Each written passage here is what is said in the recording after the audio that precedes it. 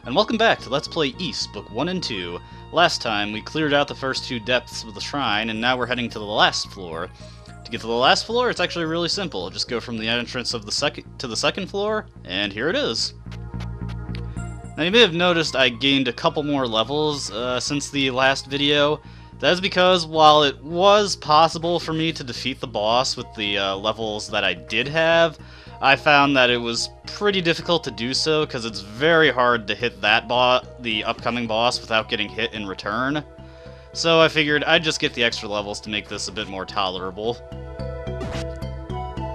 I would like to say that I could, be super skilled at the game and defeat the bosses at the lowest level possible, but honestly, most of the bosses, it's just really hard to hit them without getting hit in return due to the simplicity of the combat system.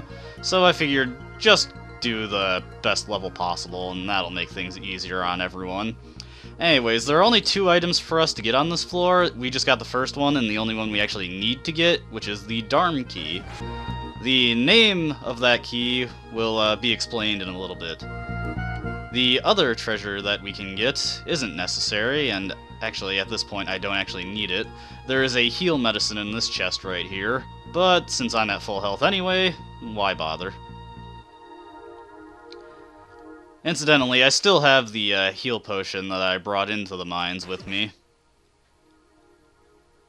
I don't know, I bought it for safety's sake and ended up not needing it. But as you can see, I got a ton of money just from fighting off enemies, so it didn't really matter that I wasted 1,000 gold on a heal potion. I probably should have invested in a wing since I have so much money. For most of the game, you don't really want to buy those just because it's so expensive, but at this point, we can really just splurge on it and get it. Anyways, here's the boss door. I don't actually need to heal up, so just change the speed, put down the safety save. Like I said before, anytime you hit a boss door, the game just throws down a checkpoint, but I like to save anyway.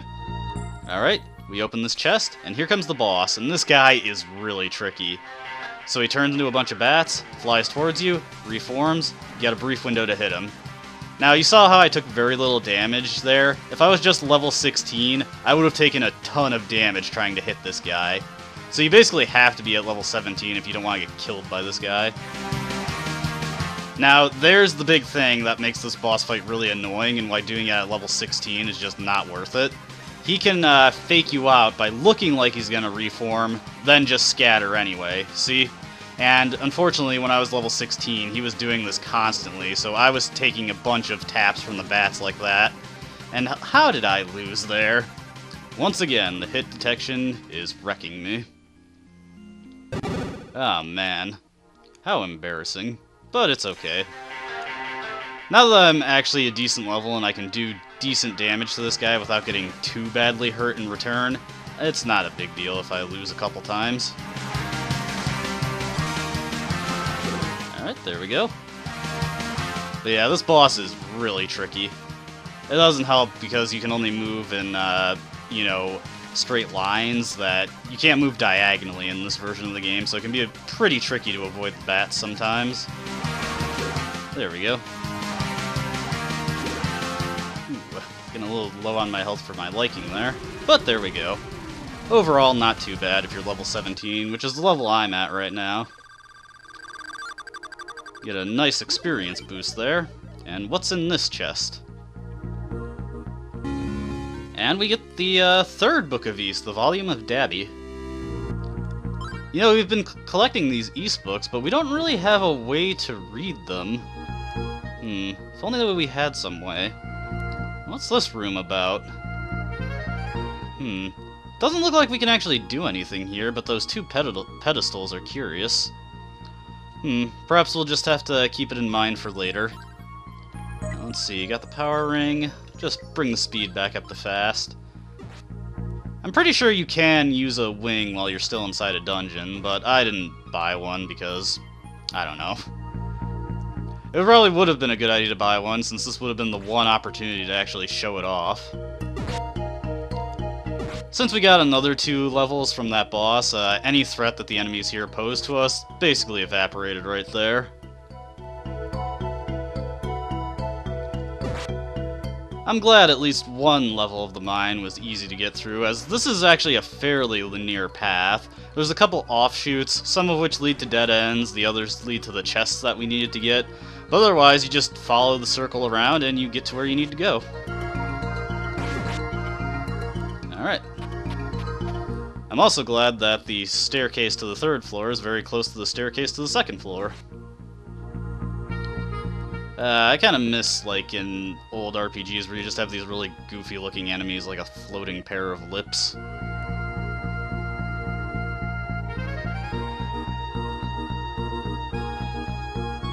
But yeah, now that we have all those East books, we don't really have any direction on where to go next.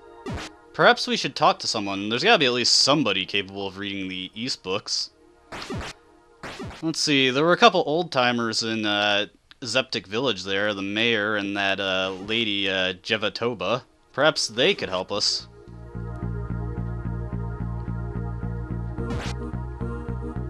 But before we head there, I'm gonna want to quickly make a detour to back to Minia to pick up that shield. And actually, we're actually getting close to the end of the game here. Like, I'd say we are about to enter the game's last third. East 1 is a very short game. East 2 is a bit longer. Alright. Let's head into the armor shop and get the tier 3 shield. Wish I could buy another silver shield, because silver is cool.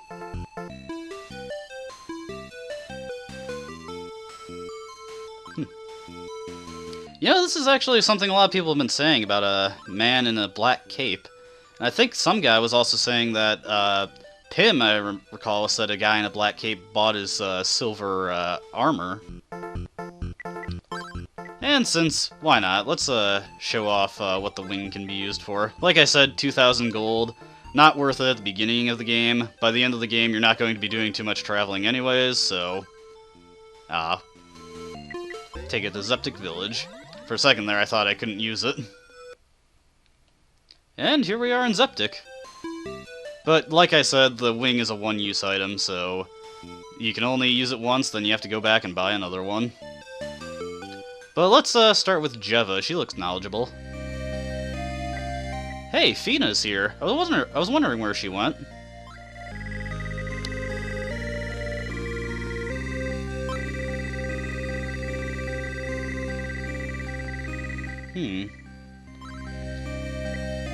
Looks like Fina has a small case of amnesia there. Interesting.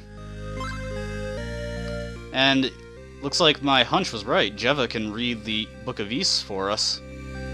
Let's see, we'll start with the volume of Hadal. Claria.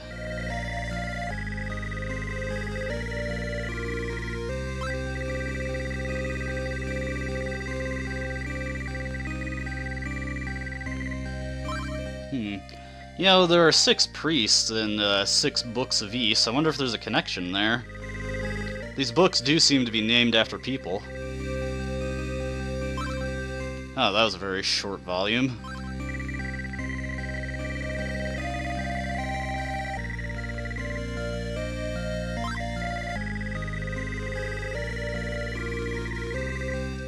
Looks like that valuable metal turned out to be the downfall of the civilization.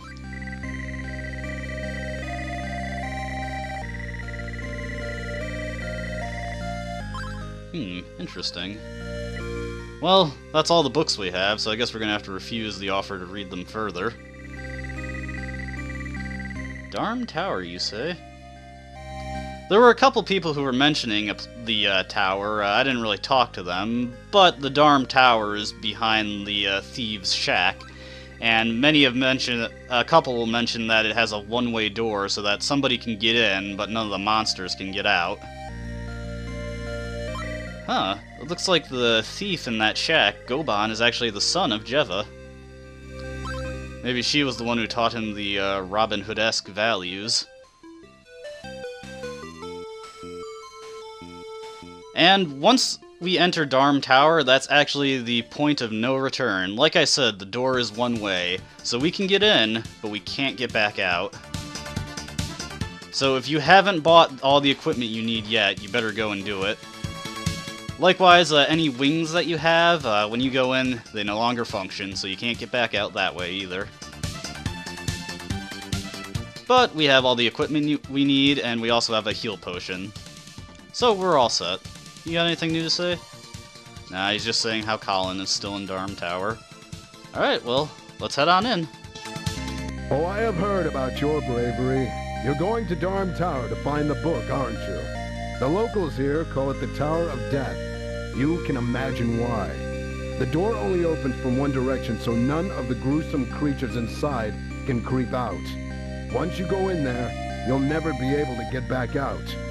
If you are really as brave as they say you are, then the entrance to the tower is at the back of this house. Good luck. By the way, his voice clip cuts out there. That's in the actual game. That's not a recording screw-up there. You may have also noticed that his voice is of a significantly lower quality than most of the rest of the voice acting in this game. That's because his voice file was stored as game data for some reason, so it was run through the TurboGrafx sound chip. I don't know why that is. Maybe it was just because they were running up on space in the CD. Most of the audio in this game is actually what is called Red Book audio, which was basically just the name for uncompressed audio files. The town themes, you may have noticed, are a little less complex than some of the field themes and dungeon themes, and that's because those are also stored as game data. So, we're in the basement of Darm Tower, and there's a little bunch of jail cells there, but nothing else we can really do anything with. Ooh, man. And it looks like the guys in here are pretty tough. I'll just quickly heal my health back up, and we'll equip the armor ring for safety's sake right now. The ability to kill things really quickly doesn't mean much if we get killed super fast in return. Let's see. This one takes up 2 floors, but I want to check out the second floor first, so we'll go up this way, which is only one staircase. Anyways, every floor of Darm Tower basically works the same way. You walk up a staircase, then go into this rotunda, and go around to the other side, you get to the next floor. Needless to say, it gets a little tedious walking around here after a while. Alright, let's get these guys out of here. And we've got a bunch of chests here, one of which is opened. I don't really know if that means anything. These chests never get filled up. Alright, we got a heal potion. What's in here? A mirror. I mentioned the mirror in passing before. You use it, it freezes all the enemies in the room completely, which is kind of another thing that undercuts the use of the timer ring. But the mirror will break after a few uses, so you gotta keep that in mind. Now here we get the last ring we can actually equip, the Evil Ring. However, it does not provide any benefit. In fact, if we equip it right now, it just starts draining our HP. This is a slight downgrade from what it did in earlier iterations of the game, where if you equipped it, it just straight up killed you. So yeah, we don't want to do that.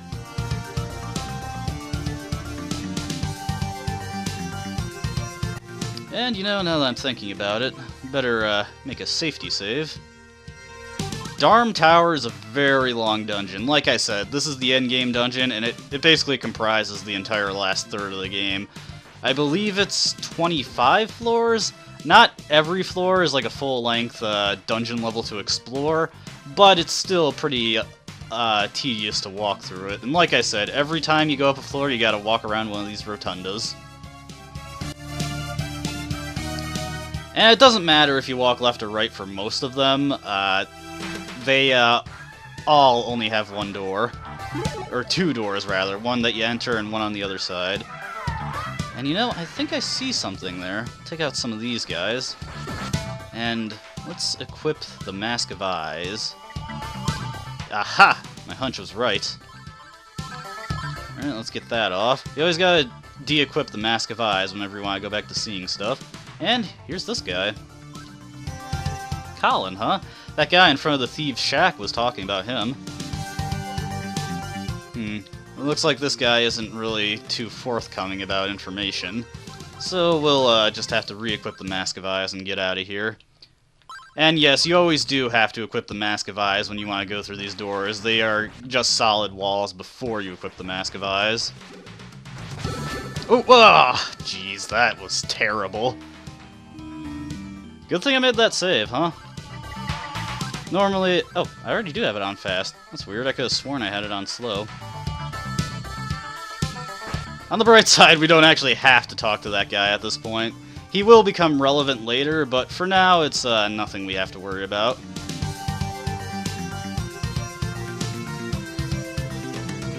Oh, one thing I should mention about the rotundas, you don't have to equip the healing ring while you're on them. They count as field areas for passive health generation. So yeah, I should be playing it more safe with these guys and using hit-and-run tactics.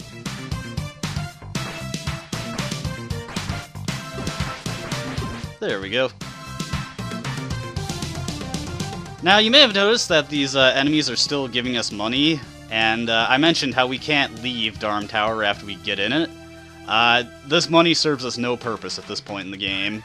So we're going to be getting quite a bit of money as we head through here, and it's going to do us absolutely no good because we can't actually use it. Alright. Another empty chest. Like I said, there's no purpose to those empty chests. I guess they're just there for flavor.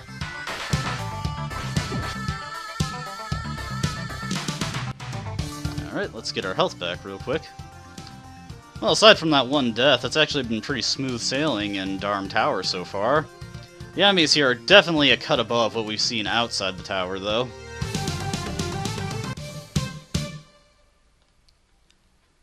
You may have noticed that we've got quite the swanky music track going here. I hope you get used to it, because it's going to be the only music track we hear for quite some time. The layout of this area is a little different. As you saw, there was a wall to the left there, so we have to go right in order to get to the next door. What the? Well, we just got teleported to a jail cell. And this is the real thing about this dungeon that everyone hates. All of our silver equipment got stolen. That's why you want the tier 3 equipment, because if you don't have it, you just lost your best equipment, and you're going to be stuck with whatever junk that you had coming into the tower. Which, if you did not invest in weapon upgrades at all, or armor upgrades, you're going to be really sad. Actually, I believe in my first playthrough of this game, I didn't even invest in any shield past the first one, so I was stuck with that to bolster my defenses. Yeah, not very fun. But I feel that's as good a time as any to call it, so I hope you enjoyed watching, and when we get back, hopefully we can get out of this jail cell. I hope you enjoyed watching, and please, have a nice day.